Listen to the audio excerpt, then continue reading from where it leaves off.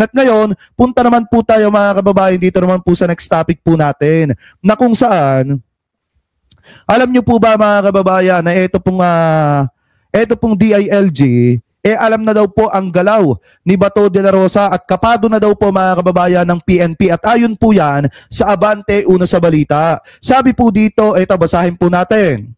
Ayan.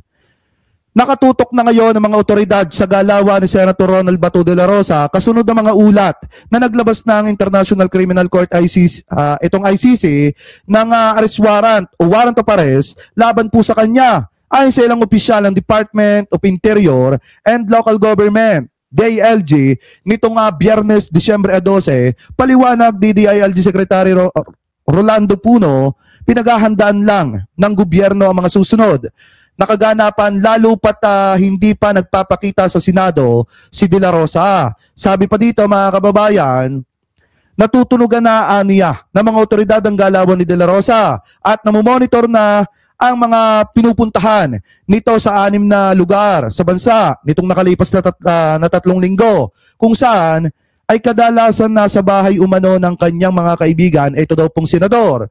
Ibinunyag din ni Puno na iba't ibang sasakyan ang ginagamit ni De La Rosa kapag bumabiyahe. Pero lahat umano ng galaw ni De La Rosa ay namomonitor na nasa loob lamang pala ito ng bansa. Nilinaw ni Puno na gusto lang nilang tiyakin ang kinaroroonan ni De La Rosa. Ngayong may napipintong arrest warrant ang ICC laban po sa senador. Binigyan din niya na ang opisyal ay hindi itinuturing na pugante si De La Rosa dahil wala pa naman itong arrest warrant. Mga kababayan, nai-implement o isi-serve dito po kay Senator Bato de la Rosa. So nakakapagtaka nga dito, hindi pa naman siya tinuturing na pugante. Hindi pa naman isiniserve ng ating mga kapulisan o hindi pa naman naiibaba sa ating mga kapulisan yung arrest warrant po niya. Ang tanong dito, bakit nagtatago na si Senator Bato at bakit ipinakita niya una pa lamang na naduduwag na siya o talagang natatakot na siya mga kababayan? Kasi biruin nyo kung si Senator Bato de la Rosa talagang matapang lalabas po yan at uunahin niyang magtrabaho kaysa magtago. At maliwanag din naman mga kababayan na kung talagang etong si Bato de la Rosa ay sincero sa kanyang pagsisisi dahil po sa mga ginawa nilang maling hakbang nung panahon na sila nasa kapangyarihan na naging dahilan para magbuwis ng buhay yung mga kababayang Pilipino po natin sa walang kakwenta-kwentang kamay na bakal ni Digong na lumalambot sa mga kaalyado niya, dapat ngayon pa lang magpakita na siya.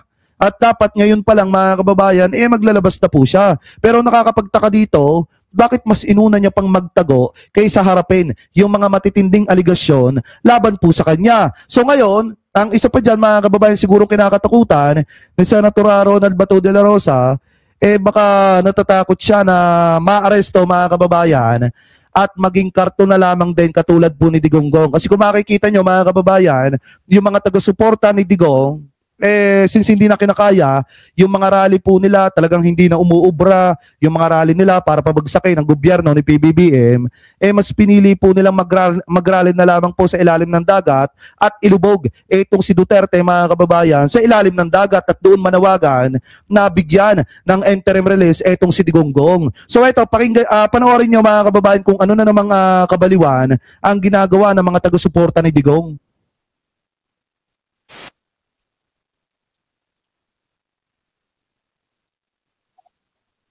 Diba? Biruin nyo talaga kung gaano kawalang utak itong mga taga-suporta ni Sara Duterte. Diba? Itong mga taga-suporta ni Digonggong. Biruin nyo, since hindi na umepekto yung mga rally nila sa ibabaw ng lupa, ang ginawa nila, pumunta na lang sila sa ilalim ng dagat at dyan po nananawagan na palabasin ng International Criminal Court etong si Duterte. Sa tingin nyo may magagawa ba yan? Ha? Sa tingin nyo may magagawa ba yan? Yung mga pagiging baliw ninyo. Wala na yung magagawa dahil si Duterte mabubulok na yan sa bilangguan ng International Criminal Court. Hindi na makakalabas yan. Kaya yung mga nagbabalak pa dyan na mag-rally sa ilalim ng dagat, isip-isipin nyo, buti na lang walang pating dito dahil kung may pating dito, baka kasalanan pa ng gobyerno yung kabaliwan na ginawa ninyo dyan. Di ba mga kababayan? Alam niyo yung problema dito sa mga taga-suporta ni Digong? Gawa ng mga kalokohan. Tapos pag napaano sila, pag napahamak sila sa mga kalokohan na pinaggagawa po nila, isisisi nila sa gobyerno. Eh baka mamaya, kung sakaling makagat ito ng pating o kaya maluno dito, eh baka mamaya maging kasalanan pa yan ni BBM. Di ba? Ni PBBM. Baka mamaya kasalanan pa yan ng gobyerno. Di ba? Biruin nyo kung gaano sila kawalang utak. Alam nyo, hindi na nga ako nagtataka kung bakit talagang dapat mabulok sa bilangguan na itong si Digong eh. Kasi yung mga taga-suporta niya ang gumagawa ng paraan para lalong madiin itong si Duterte, mga kababayan, sa bilangguan ng dahig. Kasi dito nyo makikita, ito yung mga taga-ICC ha, dito nyo makikita kung gaano kalakas ang impluensya ni Duterte sa Pilipinas. Yung iba ay talagang kailangan pang ibuwis ang buhay nila, mga kababayan, para lamang po magkaroon ng konting panawagan na palabasin ng ICC ito pong si Duterte. Ayan o, ganyan kalakas si Digong na kahit magkandalunod na, ito pong mga taga-suporta niya, mga kababayan, maipanawagan lang yung paglaya ni Duterte. Eh paano na kaya kapag ka nakalaya na yan? Sa tingin nyo, ibabalik pa kaya yan ng mga taga-suporta ni Digong? Hindi na. Kaya ano po yung pinakamainam yung dapat gawin? Huwag nyo nang palabasin yang si Duterte dyan sa dahig kasi hindi na po babalik yan sa inyo pag pinalabas nyo pa po yan. At saka mga kababayan, siguro yan din ang kinakatakot ni Bato de la Rosa na kapag ka na-aresto po siya, eh hindi na po siya makalabas at maging katulad na lamang po siya ni Digonggong na nabubulok, mga kababayan, dito sa International Criminal Court at baka maging karton na lamang din po siya katulad ng nangyari dito kay Duterte. So kayo, mga kababayan, kung kayo po ang tatanungin, ano po masasabi ninyo hingil po dito sa mga topic na ito na tinalakay po natin? Comment below na lamang po kung ano po ang opinion at komento po ninyo hingil po sa mga topic na yan na hinumay po natin. At bago po tayo pansamantala magpaalam, eh basa-basa po muna tayo ng ilan sa inyong mga komento at bati-bati na rin po. Ay, shoutout kay kay Ma'am Melissa. Ayan, mega love shoutout po kay Ma'am Remedios. Mega love shoutout po kay Ma'am Ashlyn. Tama ba? Kay Ma'am Shelly pala.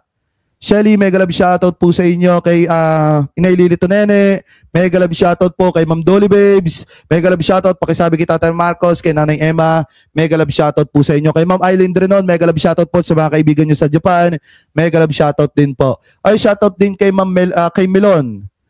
Ayan, shoutout kay Milon Shoutout din kay Miss OD03, mega love shoutout po. Tama ba? Kay O03 pala.